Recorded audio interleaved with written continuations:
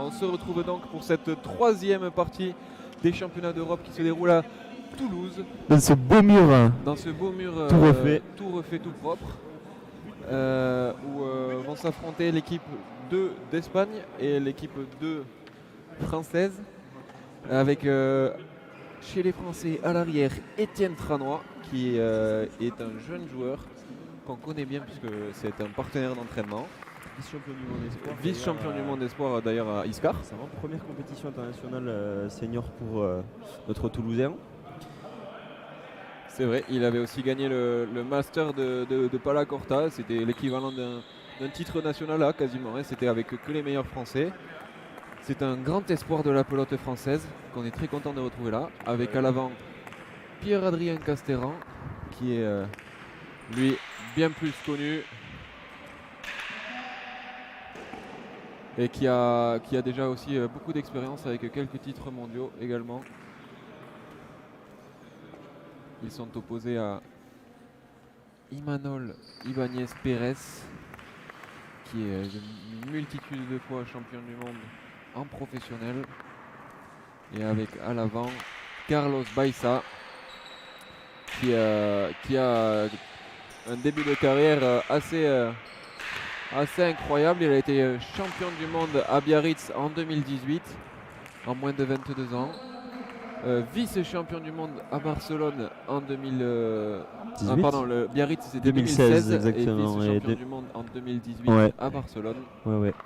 Et on le retrouve encore là. Jeune joueur aussi. Jeune joueur aussi, oui. Beaucoup de participé à Biarritz en 2016. Il doit avoir... Il a maintenant 4 titres nationaux en Espagne. Et tout de même 4 titres nationaux en Espagne. Sur le Facebook de la FED, de la FFPV.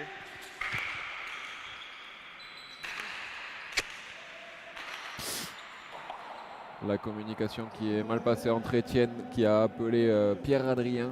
Mais l'avant a préféré la prendre à la volée par-dessus et finalement la pelote finit dans la bâche.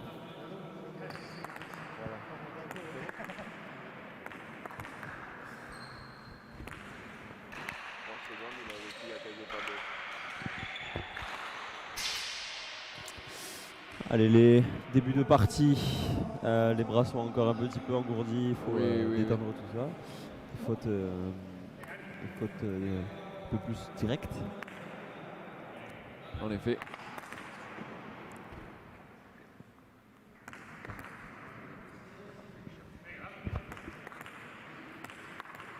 Étienne Tranois au but, le Toulousain de 22 ans.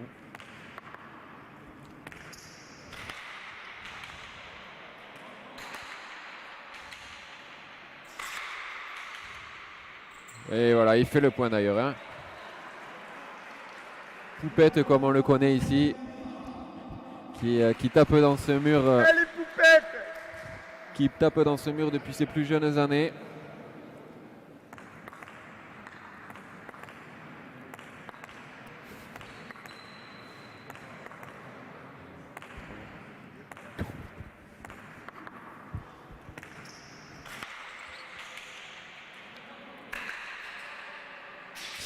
Aïe, c'était très bien muté le retour de Imanol qui se retrouve sur la ligne rouge.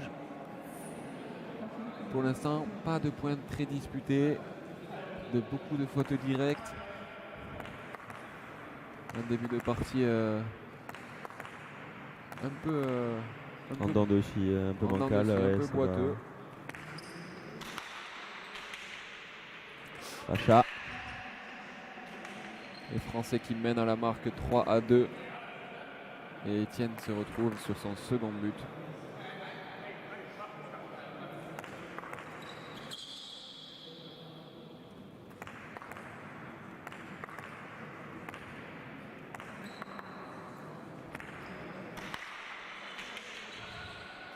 Et ça fait une double faute pour Étienne. De Pacha, donc on le rappelle. Le but entre le 4 et le 7, si elle tombe devant le 4, il y a ce qu'on appelle falta, faute tout simplement. Et si elle tombe derrière le 7, c'est un Pacha, deuxième but pour l'arrière. Et ici Étienne en a fait deux fois Pacha, ça conduit à une falta comme on l'a vu ici là.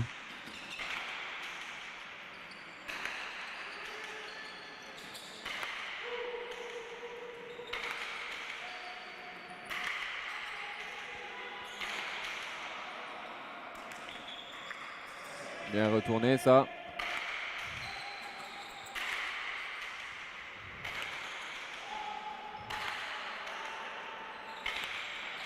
L'avant espagnol qui a perdu la palette. Et Pierre-Adrien Casteran qui a dû être déstabilisé par ce lancer de Pala qui amène la pelote dans la bâche. Hein. C'est ça, c'est exactement pour ça que les joueurs de Pala Corta Paleta Cuir mettent de la résine pour éviter de lâcher la pala. Ça peut être assez dangereux. Très dangereux. Exactement. Même pour un arbitre qui se trouve sur le côté ou sur les autres joueurs. Ouais. Et là c'est compliqué comme on le disait tout à l'heure avec la chaleur toulousaine, il y a beaucoup de transpiration.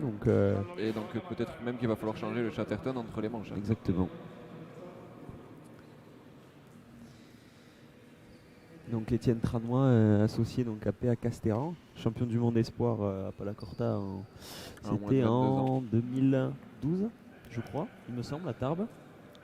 Champion national à Pala Corta, champion vainqueur de la Coupe d'Europe à Pala Corta et vainqueur de la Coupe du Monde Paleta Cuir 2017. Un gros palmarès aussi pour Pierre-Adrien Casteran. Et pour qui est finir, un avant très offensif, qui aime s'amuser et attaquer. Hein. Il est très très fort physiquement aussi, PA. Voilà. Là, il a posé la pelote sur le côté gauche. Il a fait le point sur ça. On se retrouve donc à 4 partout. Et vice-champion du monde de Paleta à Barcelone aussi. Oui, parce que Pierre-Adrien qui est un joueur de Paleta et de Corta. Exactement, donc pareil, un des rares joueurs à avoir un palmarès dans les deux disciplines. Dans les deux disciplines. Ce qui est remarquable.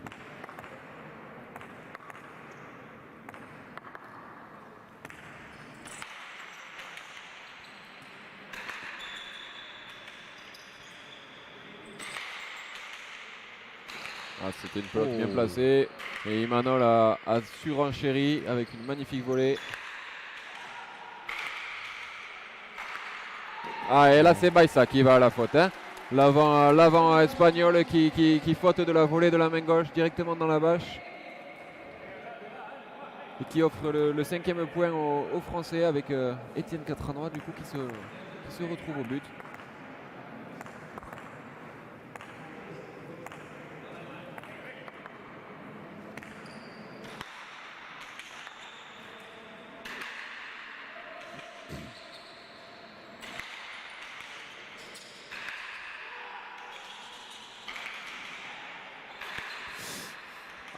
Et là c'est l'arrière, hein, le grand Imanol qui va à la faute.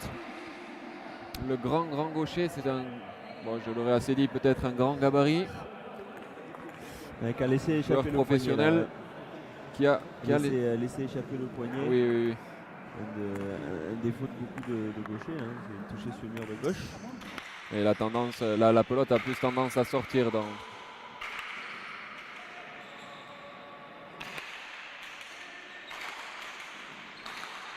Là ça joue vite. Hein. Ce sont des joueurs qui aiment bien jouer tendu avec de la vitesse.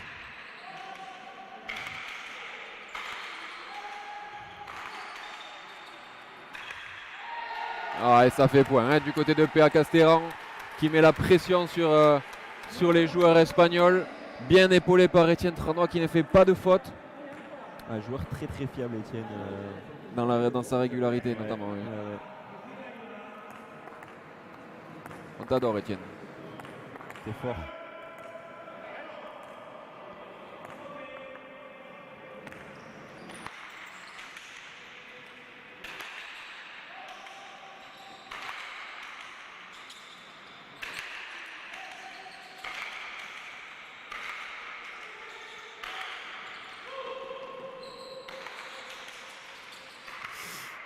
Là la pelote est arrivée très très vite. C'est très compliqué de la renvoyer au mur lorsqu'elle arrive aussi rapidement. Il y a un changement de pelote hein, chez les Espagnols qui ont peut-être été moins à l'aise que les Français sur la précédente. On va voir un petit peu si les caractéristiques changent. Elle m'a pas l'air plus lente. Hein. Non. En général, si elle n'est pas plus lente, c'est qu'elle est plus rapide. Ça c'est bien dit. C'est Confucius, c'est pas moi. Et voilà, belle zone trouvée par Étienne. Entre les joueurs espagnols, devant Imanol, juste derrière Baïssa. C'est bien tapé. Voilà, donc il rechange la pelote, ça va certainement être une danse qui va se perpétuer tout au long de la partie. Chaque équipe avec sa pelote.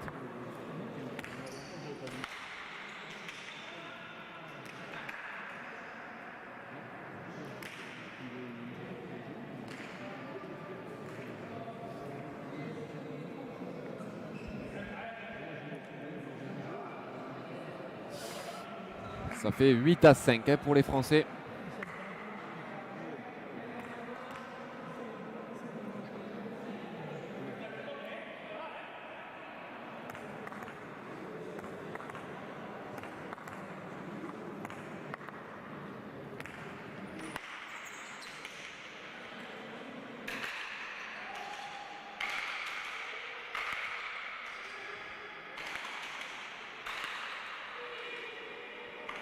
Ah, c'est bien ramené défendu. ça. Ah, Ouais, parfait, bien remis par Etienne il aussi. sécurise. Il ramène la pelote au mur.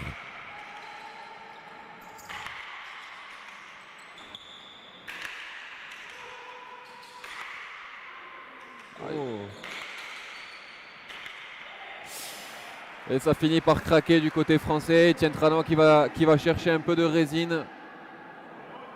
Il devait avoir la main qui partait.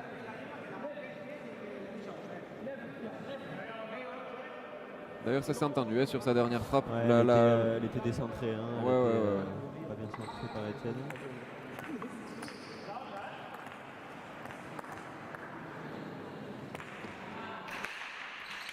Oui. Un but très tendu de la part d'Imanol. Ah, de la droite. Qui a sorti la main droite.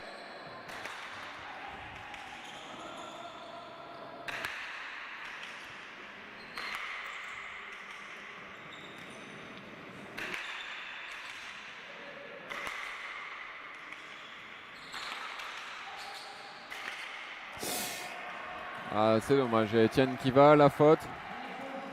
Qui a été énormément sollicité sur ce point. Il a touché la plupart des pelotes. Il est passé d'attaque en défense pendant le point. Et il a finalement craqué. On le voit souffler, la chaleur. Ouais, la chaleur fait son œuvre. Ça, c'est une certitude.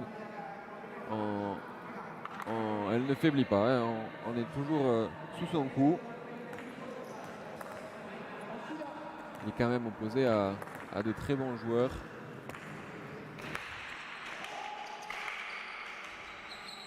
Ah, et là Pierre-Adrien qui fait le point hein, sur un point qui n'est pas forcément voulu. La zone n'est pas forcément cherchée, mais ça marche. Et je pense qu'ils diront pas non à prendre le point. Hein. Etienne Tranon qui va se retrouver au but. Ça fait 9 à 7. Hein, les Français sont devant toujours. Hein.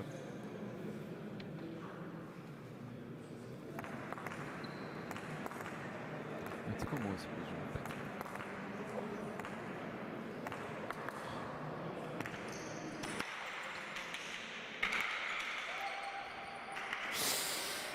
Ah, Etienne qui a voulu mettre un peu de vitesse là, je pensais, et qui malheureusement a tapé la tranche de Sapala. La pelote qui s'est directement dirigée vers le mur de gauche, puis dans les filets des tribunes. Et Imanol, après avoir changé la pelote, se retrouve au but. Tribune, ce beau mur à gauche de Toulouse. De Toulouse qui a été refait d'ailleurs pour l'occasion, tout beau, tout propre, tout neuf. Merci à la mairie. Merci à la mairie et au comité qui a organisé ce championnat. Deux petites fautes directes pour l'équipe de France qui les mène à 9 partout. Les Espagnols sont revenus dans cette rencontre. C'est encore une fois une partie à la physionomie complètement différente. Hein. Il y a des points un peu accrochés, mais ça se joue beaucoup sur les fautes directes.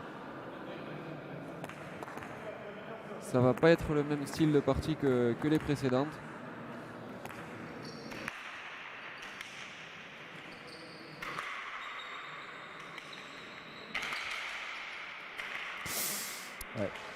tapé là. pour Baessa. C'était un bon but d'Imanol. Une pelote d'attaque après pour Baessa et Etienne n'a pas réussi à la renvoyer de la gauche. Et les Blancs qui partent sur un tempo. Ouais, je pense qu'ils ont besoin de quelques petits réglages. Ils étaient en avance. Les Espagnols sont bien revenus là. Oui, les Espagnols sont bien revenus. Ils ont mis beaucoup de la pression sur Étienne Tranois, le genou. Mais le connaissant, il ne va pas se laisser faire. Étienne, comme on vous l'a dit, on s'est beaucoup entraîné avec lui. On a grandi ensemble. Il ne le montre pas forcément, mais il est très très impliqué dans chacune de ses parties et dans chaque point. Donc il ne va pas se laisser faire si facilement. Il est quand même accompagné de Pierre-Adrien qui a une sacrée expérience, qui a engrangé une sacrée expérience au fur et à mesure des années. Les deux qui se préparent aussi pour les championnats du monde d'octobre en sélection depuis quelques mois maintenant pour ces championnats du monde de Biarritz. Et c'est donc, comme on le disait tout à l'heure, une grosse étape de la préparation à ces championnats d'Europe. Ça permet de confronter les joueurs à l'adversité, à l'Espagne. Au niveau, à la compétition internationale aussi. Sachant qu'on le précise, la sélection qui est pour ces championnats d'Europe n'est pas forcément la sélection qui participera au championnat du monde, non, bien sûr. C'est pour ça qu'elle est d'autant plus importante cette les joueurs font donc leur preuve aussi vis-à-vis des sélectionneurs. Exactement. Ça permet de les voir dans différentes circonstances autres qu'en jouant entre eux. Là, il y a un peu plus de pression, il y a du public, de l'enjeu. Ça permet de faire ressortir des choses qu'on ne voit pas forcément. C'est très logique, c'est une magnifique vision qu'ont eu les sélectionneurs. Jean-Pierre Michelena d'ailleurs au bord de la cancha, sélectionneur de l'équipe de France de Balacorta. Et c'est encore une fois très bien muté, très tendu au fond à gauche et Étienne Tranois va à la faute. Avec une pelote qui doit être certainement très lourde puisque ça arrive très vite et qui finit directement dans les filets du haut. Et Imanol qui est un joueur qui utilise énormément son bras et pas tellement ses jambes. C'est de circonstance étant donné son gabarit. Mais c'est vrai que c'est étonnant de voir un bras qui se désarticule autant pour taper, quoi. Et là, les Français qui font le point, 10-11 dans cette première manche.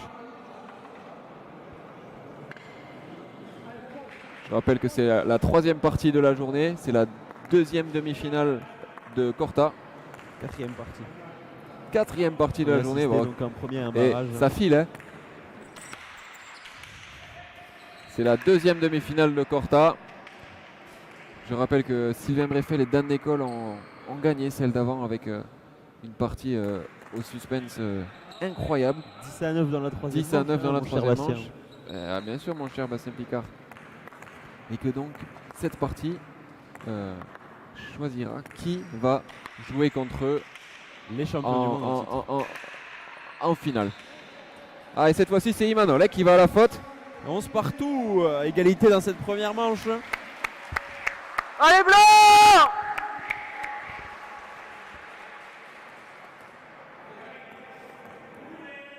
Le public en furie.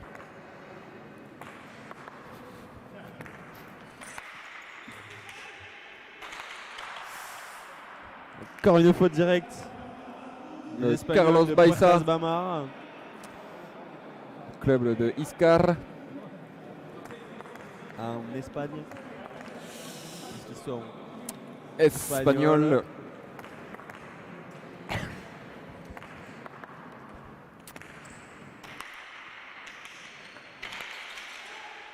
Aïe, petite mésentente là. Etienne avait appelé Pierre-Adrien sur cette pelote.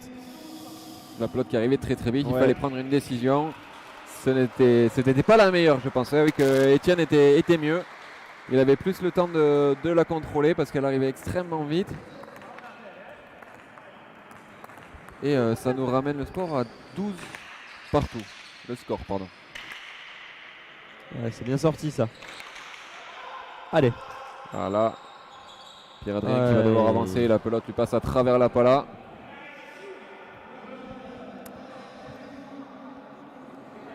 Le sélectionneur qui n'est pas ravi.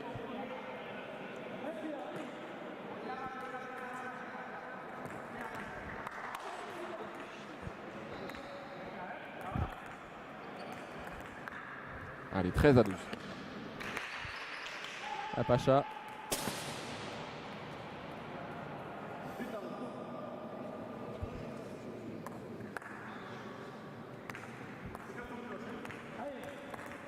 Allez, second but. Oh. Ouais, la pelote est bien collée à gauche.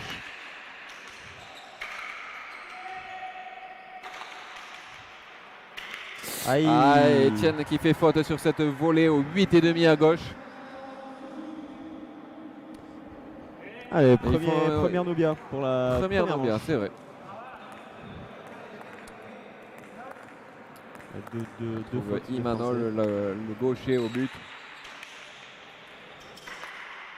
On les compte sur le bout des doigts, les arrières droitiers aujourd'hui. Etienne en est un, on a eu Sylvain Breffel. Mais pas grand monde d'autres.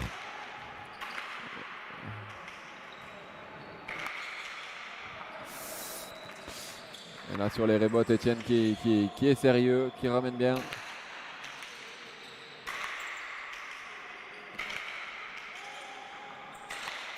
Ah, voilà. ça c'est bien touché, c'est bien tapé. Il va faire reculer Carlos Baiza.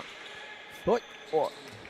Aïe, aïe, aïe, aïe, aïe, aïe. Il me semble qu'il y a un problème d'entente entre les deux. Une mésentente là. Sur les pelotes entre deux, c'est toujours un peu compliqué là. La communication ne passe pas tellement. C'est pas une équipe qui a l'habitude de jouer ensemble. Non. Ils ne se connaissent pas tant que ça. Mais là il va falloir persister sur la communication, à bien parler. Et, il y a un tempo d'ailleurs qui a été pris par l'équipe. Ah bah non. Alors, rien à voir. C'est la fin de la première manche du coup, 15-12.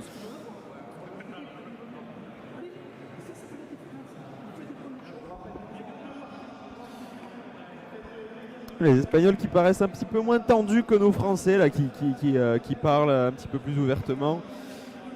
Qui paraissent plus détendus, plus à l'aise sur ce beau fronton de Toulouse. Il me semble que les Espagnols ont quand même déjà joué des compétitions de cette ampleur-là, avec du coup des mondiaux, des mondiaux seniors. Et Imanol qui était pro pendant la plus grande partie de sa carrière, qui a joué des parties exceptionnelles lui-même. C'était d'ailleurs Imanol et Baiza, la paire numéro 2 lors du championnat du monde à Barcelone en 2018 après Skufka et Gaobeka. En effet, mais Baiza était passé numéro 1 et avait été titularisé sur, je crois, sur une partie. Ah oui, bien sûr, il avait dû jouer une partie à Barcelone. Avec Emiliano Skufka. Ouais. Et oui, mais du coup, on compare donc ces championnats et cette expérience à ceux des Français.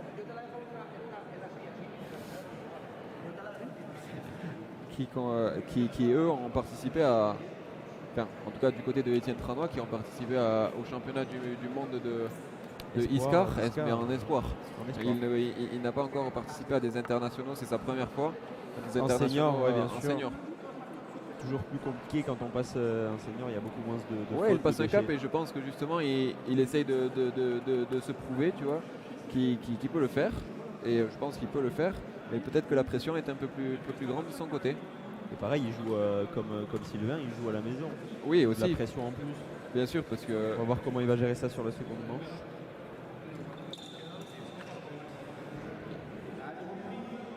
Allez, les Français qui parlent, qui discutent. Ce sont tous les deux des très bons gars. On va voir comment ils vont se débrouiller sur cette seconde manche.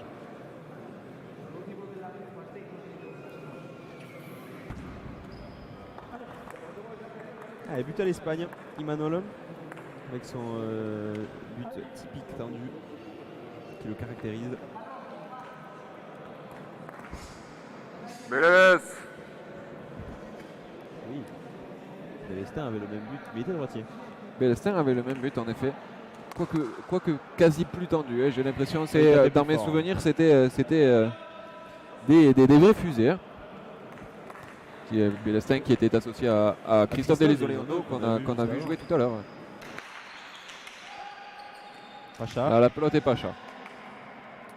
Imanol qui va s'élancer pour son deuxième but. C'est le début de la deuxième manche.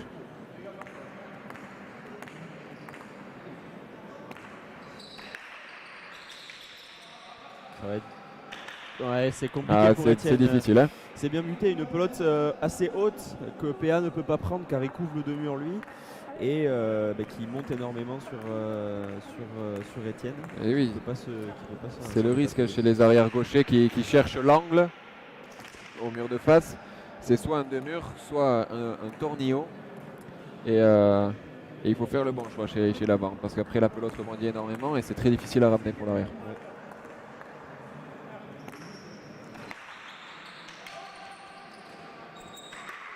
Encore le même type de but. Hein. C'est un peu trop court pour que PA puisse aller la chercher, mais par contre ça te monte énormément. C'est très bien buté. Il faut trouver absolument une solution sur ce but parce qu'il fait beaucoup de mal. Peut-être monter au 8 la demi-volée, mais c'est très dur. C'est très dur. Ou un arrière droitier, c'est très dur. Encore plus à Palacorta. Moi je pense qu'il devrait y avoir une plus grande communication entre les deux mêmes au but, qu'on soit plus certain.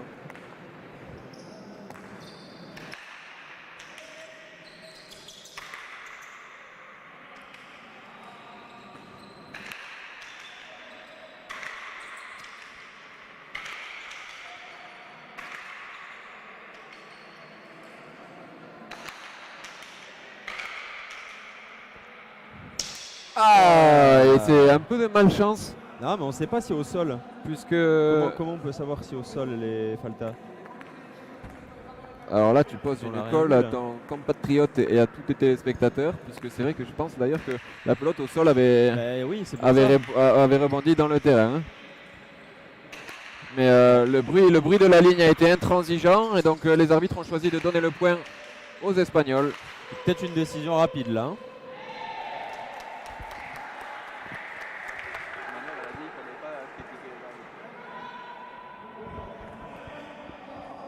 Décision respectable dans tous les cas. Puisque nous ne remettons jamais en question la sainte parole de l'arbitre. Et pendant qu'on parle, point par les Français, 1 à 3.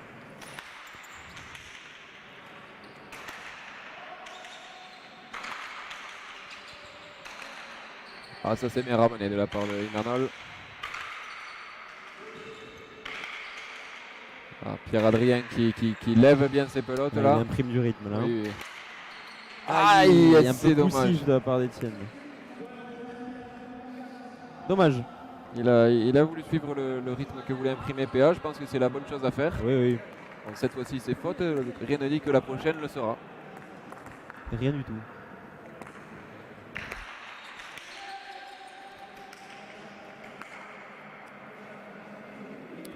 Ça fait 4 à 1 d'ailleurs, chers téléspectateurs.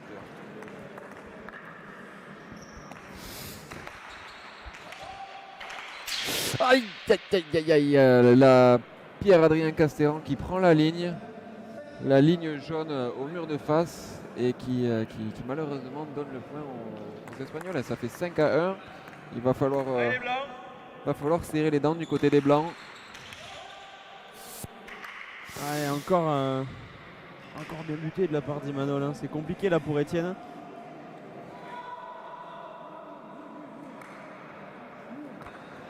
Allez Blanc, allez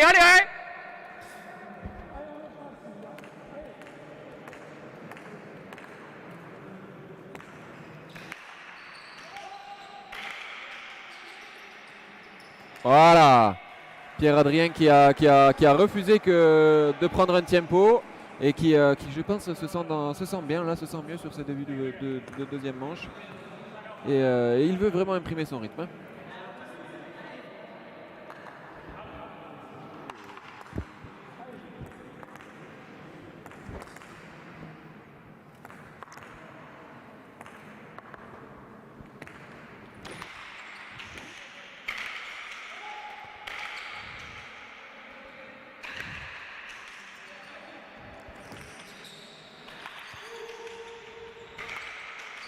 Ah, ça Ça va c'est bien monter. fait du côté espagnol. Hein. Ils font beaucoup courir Etienne Tranois. Ah, Ah, il fait le point, il fait le point. Il a bien ramené ce Parrette sur la gauche et Carlos Baissava à la faute. C'est bien, il faut qu'il se mette en confiance, Etienne. Là.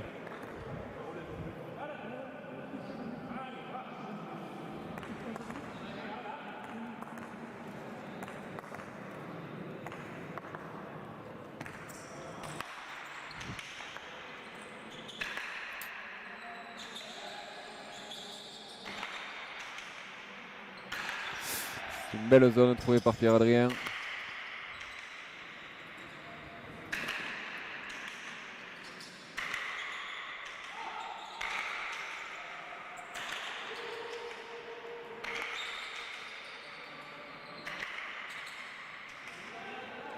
elle est bonne. Non, non, elle est bonne. Elle est dedans.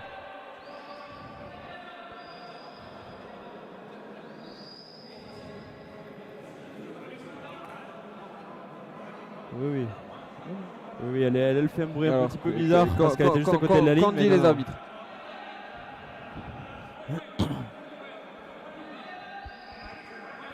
Elle est bonne! Là, il y a une grosse incompréhension hein, entre tout le monde. Les arbitres disent qu'elle est bonne, les Espagnols le contestent, mais on l'a dit plus tôt, les arbitres ont raison. Imanol qui râle et qui dit que le son n'était pas le même. Le son n'était pas le même, mais connaissant c'est- connaissant voilà, ce le mur, mur à gauche. ça ne veut rien dire du tout. On l'a clairement vu d'ici. Oui, oui, elle est bonne.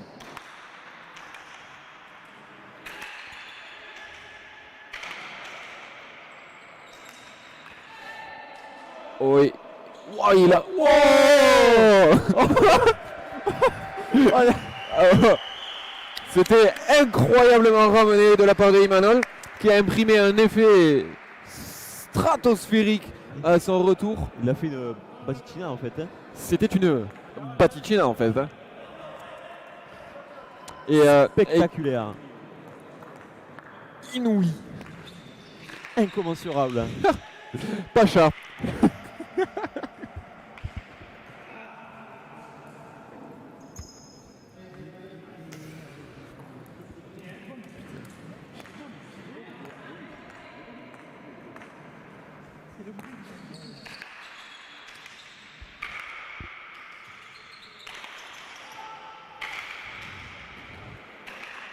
Ah, ça c'est bien ramené de la part d'Eyman. Là, ça va être difficile pour Etienne Tranois. Ah, qui la ramène lui aussi très bien. Qui Oh, met un même un drop. rebond avant.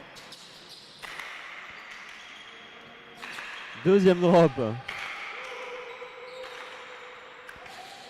Et je pense que Imanol n'a pas apprécié et que il se met à fond dans la partie là maintenant.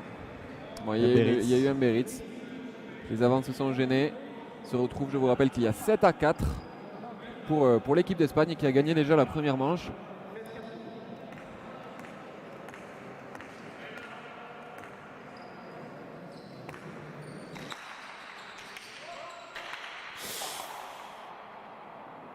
Et Pierre Adrien qui fait une faute directe sur une volée de la main droite. Au retour de but.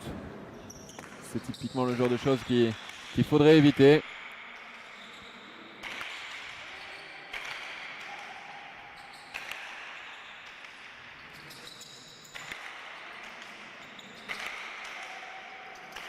Ah, bien Ça, sorti. c'est bien ramené de la part de Etienne Tranois.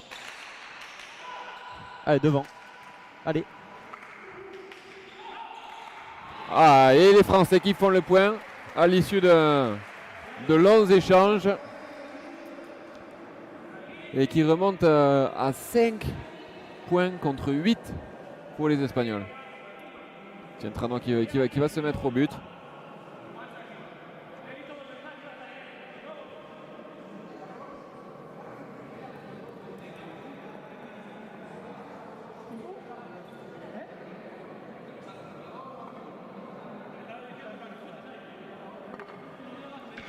Un petit temps de latence là sur cet entre-deux points. Il n'y a pas de tempo qui ont été pris, mais bon. Ouais, c'est juste un changement de pala par Pierre-Adrien. Peut-être un problème de Chatterton dû à la À la transpiration. chaleur et à la transpiration.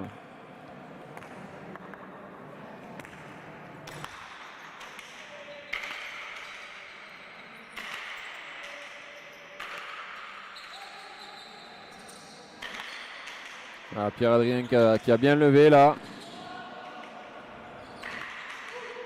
Ah, qui enchaîne avec une pelote rasante.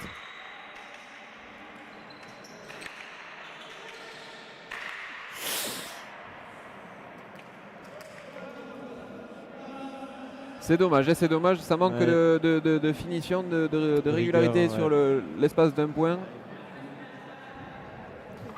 9-5 pour les Espagnols là. Qui gardent la tête dans cette manche.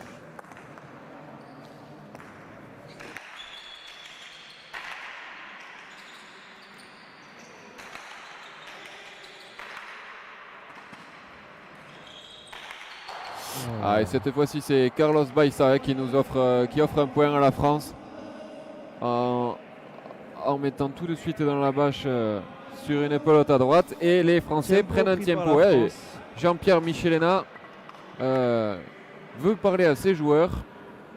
Et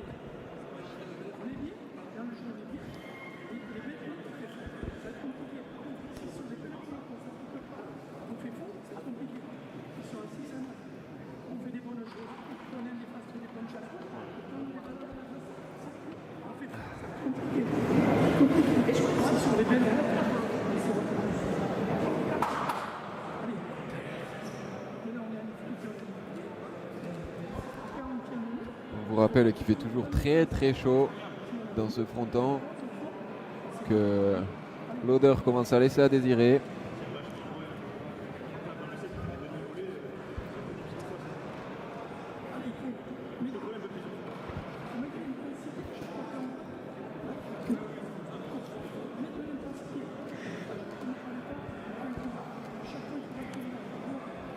on voit également Étienne qui refait son Chatterton là. Donc vraiment des problèmes de transpiration là, dans ce mur à gauche.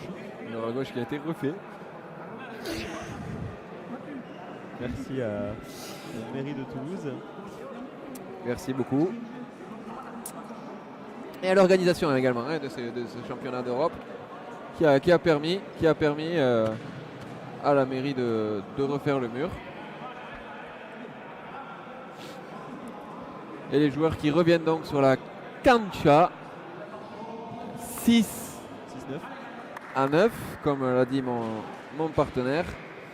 De toujours Picouz. C'est moi.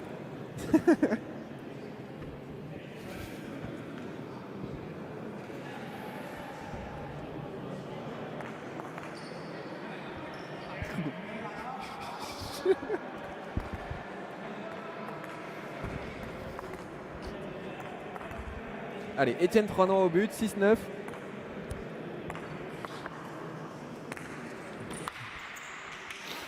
Et il va chercher le Pacha. Hein.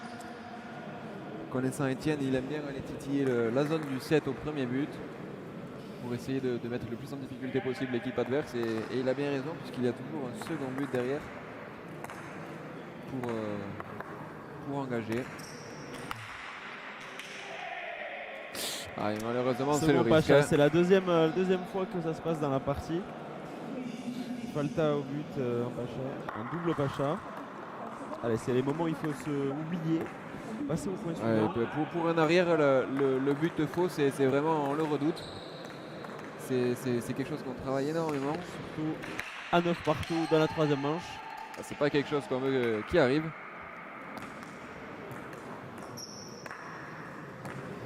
Je crois que tu parles en connaissance de cause, il me semble, Bastien. Il me semble avoir perdu une place de National A contre un très cher compère dû à un but faux, à 9 partout dans la troisième manche. C'est terrible, hein. C'était il y a quelques années déjà, dès maintenant je suis retraité. Et ça se voit. 11-6, but pour Imanol. Il faut vraiment que les Français se remettent sur en selle.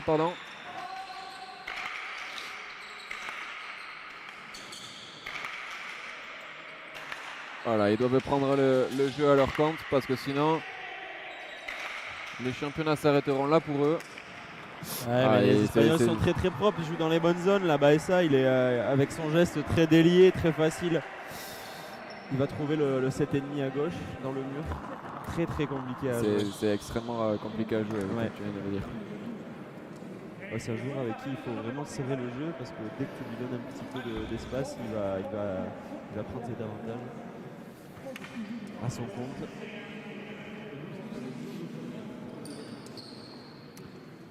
Alors ça fait 12-6 dans cette deuxième manche pour les Espagnols.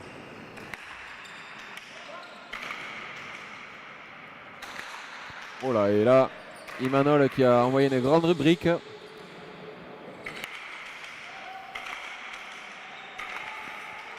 Baissa qui défend bien hein, quand même. Aïe aïe aïe, malheureusement la pelote est faute pour Pierre-Adrien. C'est dommage. Qui a tenté un deux-murs rasant, c'était très difficile.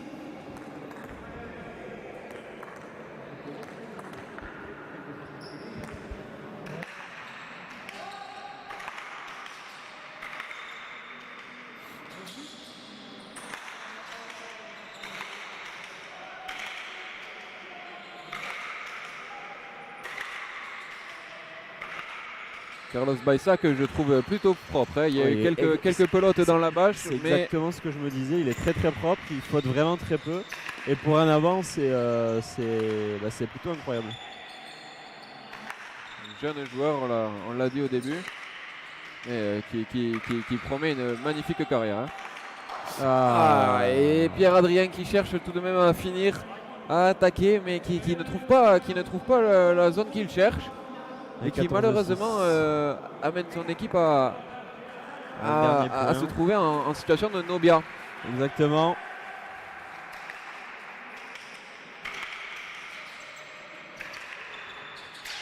Et là ça fait faute du côté d'Imanol. 7-14. Allez blanc, hein, allez.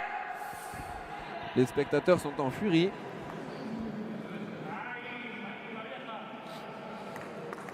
Allez, là, il faut faire quelque chose, il n'a plus le droit à l'erreur là. Et à la pelote, rien n'est impossible, ça s'est déjà vu, des remontées. Et il faut être très sérieux, ne pas faire de faute. Et là, ça va être très compliqué contre une équipe aussi en place que Imanol Baissa. Ouais, ça y est. Et là, ça fait faux. Ça fait au 15-12, 15-7. Les Espagnols d'Obertas Bama rejoignent donc notre père champion du monde Sylvain Breffel et Dan Décolle en finale. Demain en finale de ces championnats d'Europe. Voilà. Bravo quand même à Étienne pour sa première participation au championnat international senior. Et on vous laisse avec une